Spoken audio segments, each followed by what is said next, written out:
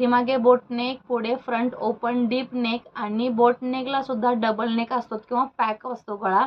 त्यावेळेला शोल्डर आपण समजा 36 मापाचा आपण इथे एक्झाम्पल घेऊया, तर 36 इंच मापाचा किंवा 36 चेस्ट साईजचा ब्लाऊज आपण कटिंग करतो. त्यावेळेला आता समजा 36 साईजचा ब्लाऊज असेल तर तुम्ही माझ्या मापाप्रमाणे ब्लाऊज कटिंग करतोय असं लक्षात घ्या. एक्झाम्पल तुम्हाला मी सांगते लक्षात घेण्यासाठी किंवा लक्षात येण्यासाठी. तर 36 साईजचं माप आपण जेव्हा कटिंग करतो त्यावेळेला क्लायंटचा शोल्डर किंवा त्या मापाच्या फिगरचा शोल्डर काय आहे तो पाहायचा आहे आपल्याला. तर इथे बघा माझा शोल्डर 15 इंच येतो. 15च्या निम्म 7.5 इंच घेतो आपण. जेव्हा आपण 7.5 इंच शोल्डर कटिंग करतो त्यावेळेला बोटनेक असेल किंवा 3, 3.5, 2.5 असा गळा असेल त्यावेळेला आपण 4 इंचाची रुंदी देतो. त्यावेळेला फ्रंट ओपन असतो. फ्रंट त्यावेळेला 6 इंच असू शकतो, 5.5 इंच असू शकतो किंवा